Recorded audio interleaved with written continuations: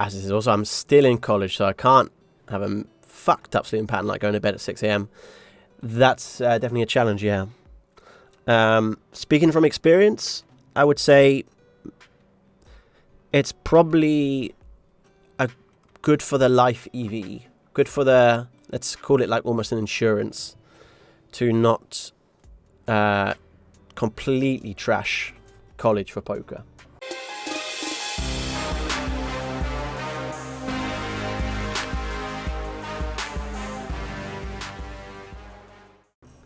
You want to make sure you have a little bit of a buffer, and make sure you put in a little bit of work, you know, even if you're grinding lots.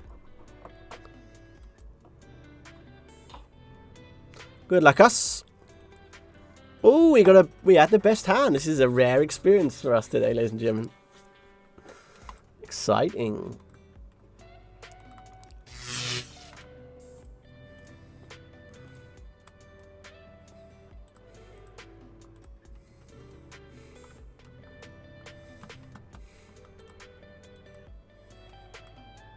Okay, we got another game. We're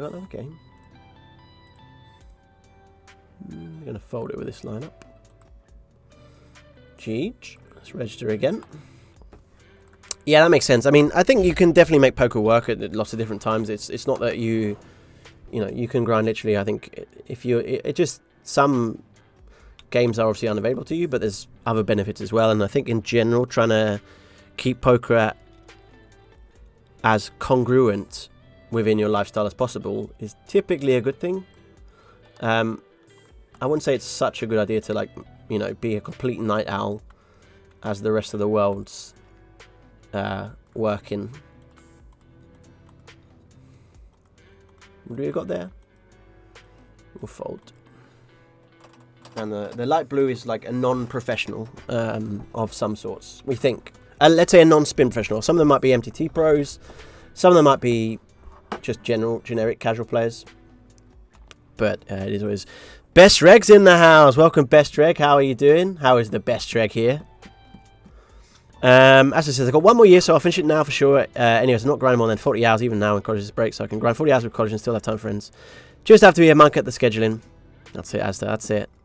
Katic says, hey, Tomo, good luck for the session. Hey, Katic, how are you? As it says, one thing which is really nice is when poker is going really bad, at least I focus on college and learning. Kind of passionate about subjects. That's really nice. That is really nice, actually. Yeah, absolutely. I think it's really important for every poker player to try and avoid that kind of, let's say, monomaniacal state where you can get where poker is your entire life and that's all that you ever care about, and that's it, poker. And I think a lot of, let's say, media out there will really, let's say, suggest that's the way to behave, you know. And I think a lot of, you see all these YouTube sort of emotive YouTube videos, how motivational stuff, and it's like you gotta just work. That's all you gotta do, you know what I mean? And I think sometimes it's good to actually have some messages maybe that say having balance is pretty healthy, and having a sustainable lifestyle is pretty healthy, and the kind of 10,000 hour principles, not just working all hours, but also making sure you're working smart, and also making sure that you're working at a sustainable amount, because it's one thing, like especially in poker you see that a lot, where a lot of guys burn very bright in poker, but then very quickly burn out, and maybe their careers last 1 or 2 years. And poker is a game where we're very fortunate, where we can compete for decades. It's not like football or some of the other athletics, where you, in theory, you keep your mind healthy, you keep your body healthy, you keep your emotions happy, and we could all be playing this game when we're 50, which would be cool, right? And think of all the extra knowledge that'll be out there, but think of all the experience we'll have, and that'll be fun. Shout out to Cogdis, the oldest man in the world. No. Okay, so my IQ's bad. I don't know if he's a reg or a recreational, but he's not playing 500, so we've got a rare 20x plus spot, so I think we should min raise, because we rarely get to min raise in the ultras, and now we're not anymore. And that was enjoyable. GG.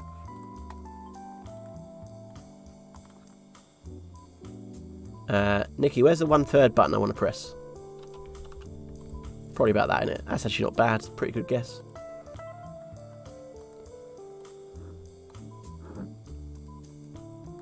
Okay, good luck. We're shoving ace 4. 9-4 suited.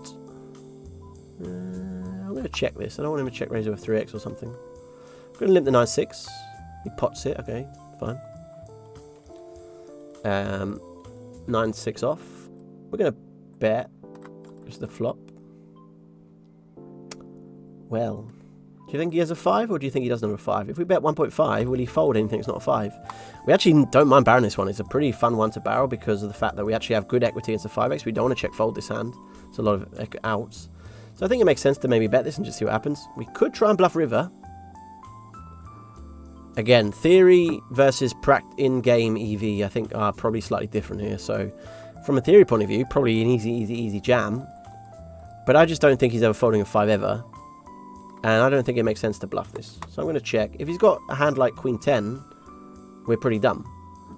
But I guess we'll never know. He's got a 5, GG, or a flush, GG. We're going to call Queen 3. Not thrilled about his check raise, but it's a pretty good price we're getting. We do have a heart and a club, which, I mean, they're kind of good, but I mean, they're not. I'm not so sure. And he raises and he checks, and like, do we just jam this? What does he have to what does he check raise turn and then check river with? I don't know. I don't know who he is. Don't you know who he is? I don't know who he is. I'd be really bad if he's got like 7x of hearts or something. King 8. Good decision. That would not have worked. The house is hello Toch. Hello Toch. The house is hello coach. I can't talk, I'm sorry. It's been a long week. Good luck. Thank you very much, the Howl. And Mano says, could you beat Jack Stack in heads up hyper or in spins? Not in heads up hypers. Spins, I mean, define beat. So, like, I think so there's often that question, you know, I mean, like, who's the better spin player? And I think if I was playing, let's say me and Jack were playing in the same field, he would win all the heads up. Well, long term, he would have an edge heads up. I would say right now, probably I would have an edge against the population, so the other opponents, just because I've played a lot more spins, by a factor of probably 100 or something. But Jack is a phenomenally good poker player.